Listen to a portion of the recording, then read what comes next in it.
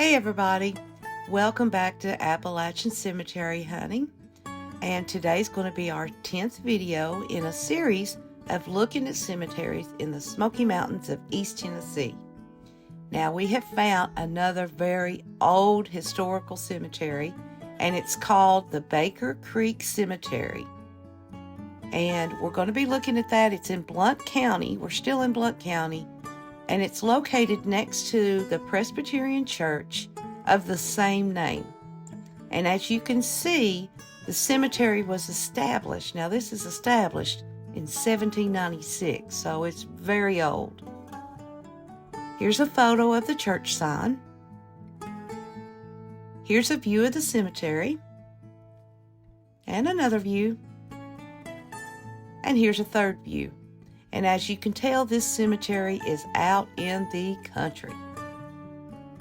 Here's the roadside historical marker, and I'm going to pause and give you time to read it.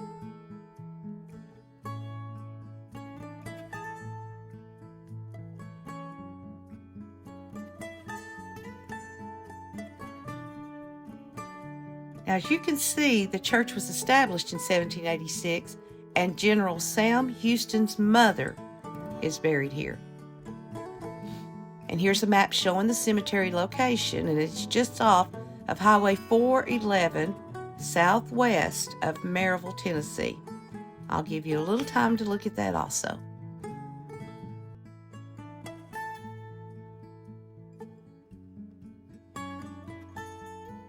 Now, there are 843 people buried here. So, as we did in the Eusebius Cemetery video, we will have chosen those that we're able to find information on. And for those others, we have pictures that we found on Find a Grave. And of course, we're never going to forget our veterans.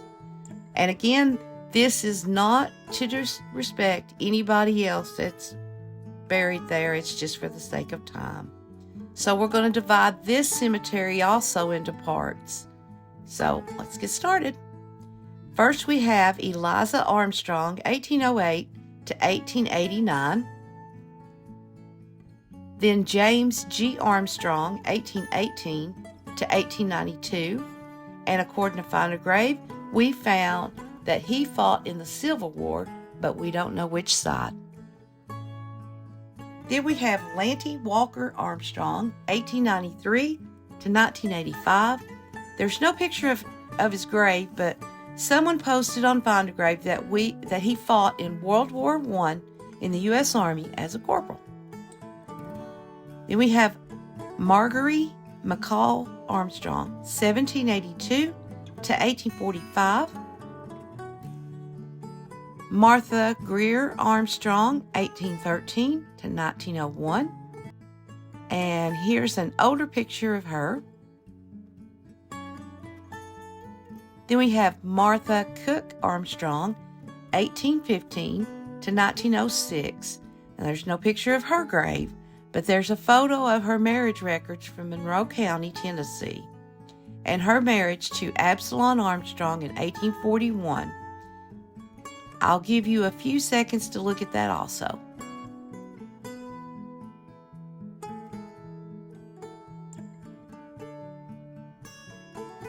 Then we have Robert G. Armstrong, 1816 to 1884. Robert L. Armstrong, 1845 to 1904. And according to the post we found, he fought in the Civil War, and we don't know what side he fought on either. Then we have William Armstrong, 1778 to 1850. Next we have Robert C. Bell. We have no birth date, but he died in 1875, and Robert served in Company B of the 4th Tennessee Infantry in the Union Army during the Civil War. Now we have John H. Bingham, 1844 to 1894. And John served in Company I of the 5th Tennessee Infantry in the Union Army during the Civil War. We have John Black, 1776 to 1845. his wife Nancy Ryder Black at 1789 to 1855. Then Robert David Campbell, 1936 to 2006, and he served as a corporal in the U.S. Marine Corps. Margaret Carson, 1789 to 1862. William C. Carter, 1844 to 1930. He was a free-born black man who decided to fight for the South. He served as a sergeant in Company D of the 62nd Infantry in the Confederate Army during the Civil War. Now, after the war, he lived in the Meadow community of Blount County, and he was the only known black Confederate veteran that lived in Blount County, Tennessee. Now we have James Carruthers, 1760 to 1846. And at the time of the American Revolution, James was living in Augusta County, Virginia. He was drafted in 1778 for a period of 3 months and defended Warwick Fort in present-day West Virginia. Now, in the spring of 1781, he was again drafted for 3 months and saw action at the battles of Hot Water and Jamestown in Virginia. In the fall of 1781, he was drafted for the 3rd time, poor guy, and was in the Battle of Yorktown, Virginia, where Lord Cornwallis was defeated. This was the last major battle of the American Revolution. Now, that guy saw some history. Now we have Leroy Chapman, 1942 to 2021. He served with the U.S. Army as a Specialist 4 during the Vietnam War. And here's a photo of him. Now we have James Cochran, 1808 to 1872. Ruhama Iron Cochran, 1812 to 1891. S.A. Collins, 1808 to 1888. And you'll notice that her headstone has been dug up for some reason.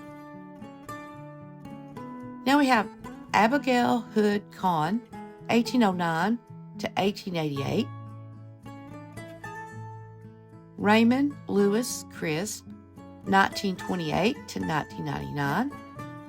There's no picture of his grave, but we know that he served as a private first class in the U.S. Army during World War II. Now we have Andrew Cumming, 1759 to 1834, and he served in the Pennsylvania line during the American Revolution. Now is William Houston Davis, 1856 to 1944, and this is a photo of him, of one of his wives, though we don't know which one. Now we have James Bruce Dixon, 1832 to 1891, and there's no picture of his grave, but we do know that he served in Company K of the 42nd Tennessee Mounted Infantry in the Confederate Army during the Civil War. Now we've got George Victor Foster, 1887 to 1973, and George was a second lieutenant in the U.S. Army during World War I. John Campbell Gillenwater, 1882 to 1967, and here's a picture of him. Also his wife, Zoe Hall Gillenwater, 1889 to 1931, and here's her picture. And Coy Raymond Glanton, 1928 to 2002, and he was a veteran of World War II. Now we have Herman Earl Shorty, also known as Goodard, 1896 to 1968. Here's a picture of his family photo, and Herman is on the far left in the front row. Then we have his father, Martin Van Buren Goddard, 1866 to 1941. And he's in the same picture that we showed of Herman, but Martin is in the center of the front row. And we have another of Martin's sons, Samuel Roy Goddard, 1892 to 1978, and this is a picture of him. We have Martin's wife, Sally, or Sarah Johnson Goddard, 1868 to 1964. And once again, this same photo, Sarah is on Martin's right in the long dark dress. Now we have Joseph C. Gray, 1835 to 1865. And here's a picture of him. It almost looks like he's it looks like a pencil drawing. What do you think? He originally served in Company F of the 2nd Tennessee Volunteer Cavalry in the Union Army during the Civil War. In May of 1864, he resigned his commission, and he later enlisted into the 3rd Tennessee Mounted Infantry Regiment of the Union Army and was commissioned as a captain. He was killed by the Kirkland Bushwhackers on January the 15th of 1865 while home on leave, after fighting in the Battle of Lookout Mountain during Chattanooga, Tennessee, or near Chattanooga, Tennessee. So the man fought all this time, went home to take a leave, and then got bushwhacked. That's sad. And his wife, Rachel McCall Gray, 1819 to 1885. Next is John N. Greer, 1843 to 1864.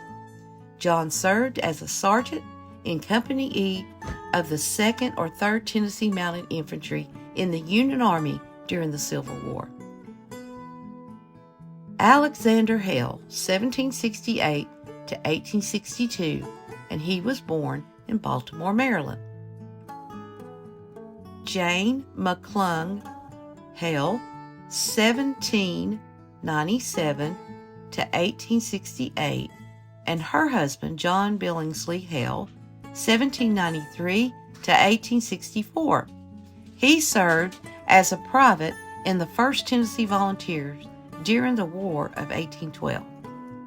His mother and wife, Alexander Hale, Sarah Ann Billingsley Hale, 1773 to 1854. Now is James Edward, or also known as Ed, Hall, 1916 to 1989. Now he fought in World War II as a private, first class in the U.S. Army. Now we have Joseph Rufus Hall, 1921 to 1978, and he served with the 307th Bombardment Group in the U.S. Army Corps as a tech sergeant during World War II. He was a gunner on the B-24 Liberator bomber in the Pacific Theater. Now this is a local newspaper article about his heroic actions during a mission. Now I'm going to read it for you.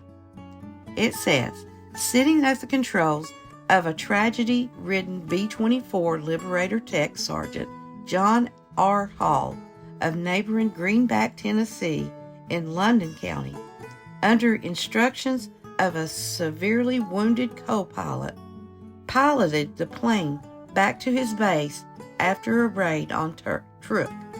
Sergeant Hall brought the plane into safe landing after the pilot had been killed, and the aviator lie dying on the Bombay catwalk.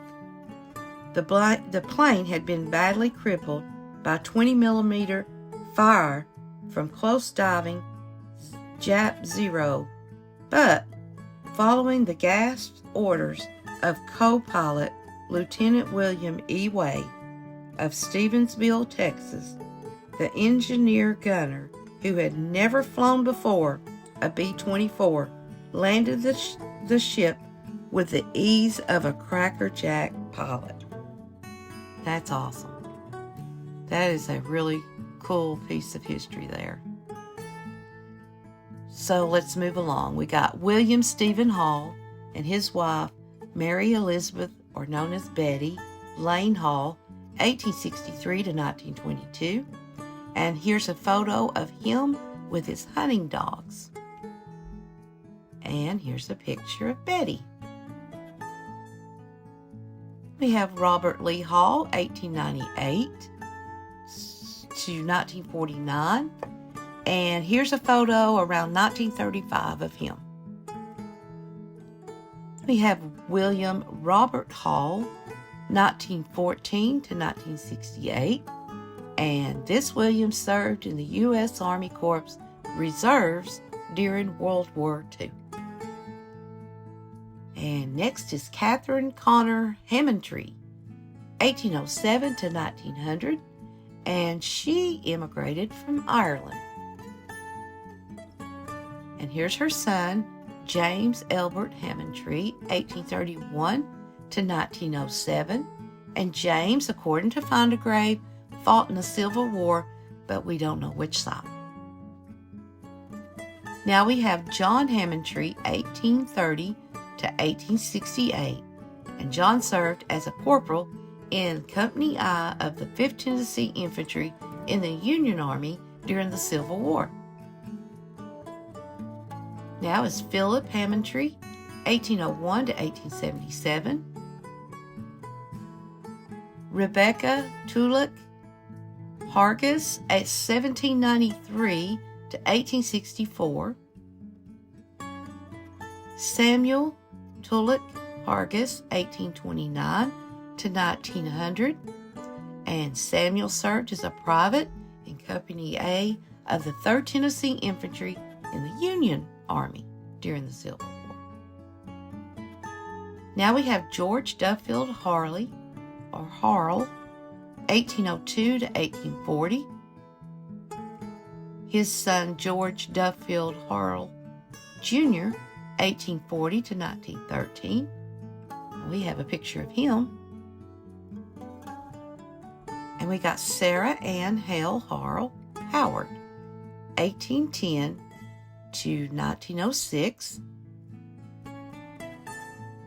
Larry Niles Harrison, 1937 to 2009.